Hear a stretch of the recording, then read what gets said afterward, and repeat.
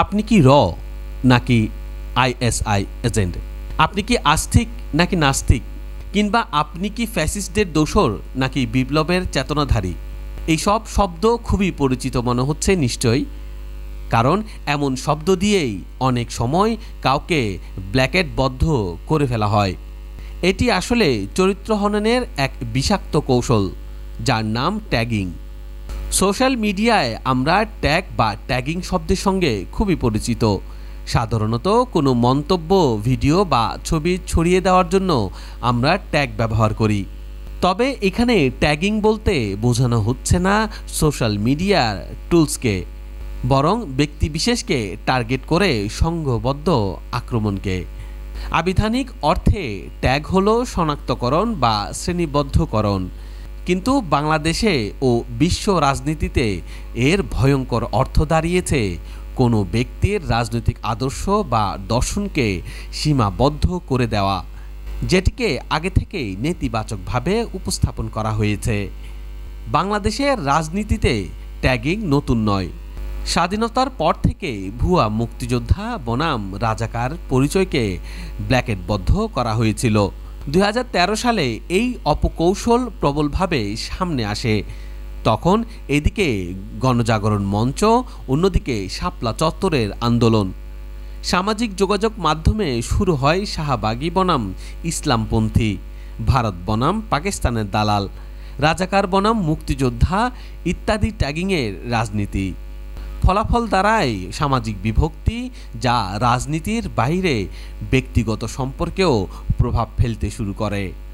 এই প্রবণতা শুধু বাংলাদেশের নয়, বিশ্বের অন্যান্য দেশেও দেখা গেছে। 1975 থেকে 1977 সালের জরুরি অবস্থার সময় বাংলাদেশের ইন্দিরা গান্ধী বিরোধীদের রাষ্ট্রবিরোধী হিসেবে চিহ্নিত করেছিলেন। তুরস্কে এরদোয়ান বিরোধীদের বিদেশি মদতপুষ্ট আখ্যা দিয়েছিলেন।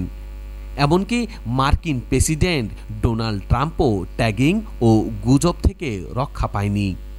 2020 সালের নির্বাচনে তিনি ভোট জালিয়াতির অভিযোগ তুলে সোশ্যাল মিডিয়ায় স্টপ দ্য স্টিল আন্দোলন উস্কে দেন, যা পরিণত হয় 2021 সালের ক্যাপিটাল হিল দাঙ্গায়। ট্যাগিংয়ের মূল উদ্দেশ্য হল কাউকে সামাজিক ও মানসিকভাবে কোণঠাসা করা।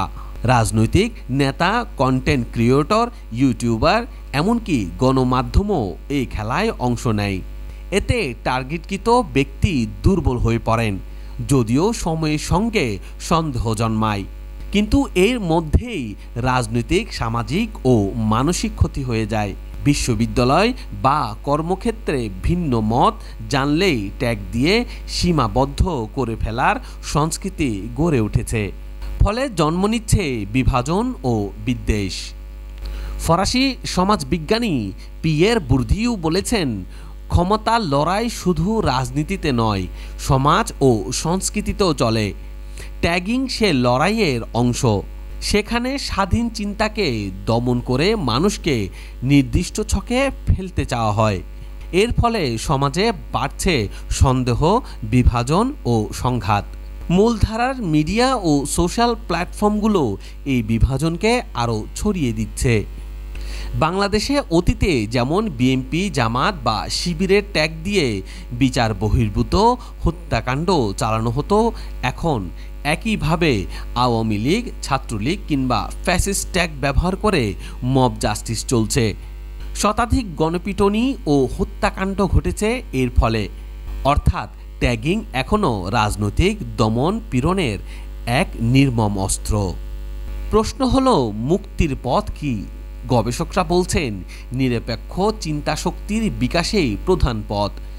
আইনের শাসন প্রতিষ্ঠা করতে হবে, রাজনৈতিক দলগুলোকে ভিন্ন মতকে গ্রহণ করতে হবে।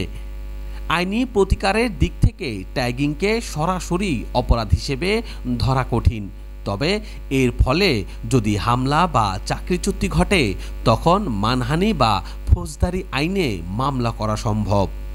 অবশেষে বলা যায়, ট্যাগিং হলো শাসক, শোষক ও আধিপত্যবাদী সমাজের স্বাভাবিক কৌশল। এর ফলে সমাজে বাড়ছে সংঘাত, সন্দেহ ও সহিংসতা। নতুন প্রজন্মের একাংশ ট্রল, ব্যঙ্গ, মিমের মাধ্যমে ট্যাগিংকে আরও জনপ্রিয় করে তুলছে। তাই এই প্রবণতা থেকে মুক্তি পেতে হলে নতুন প্রজন্মকে গভীরভাবে বোঝা এবং সচেতন করা জরুরি। অন্যথায় ট্যাগিং নামক এই ক্যান্সার থেকে আপাতত নিস্তার নেই।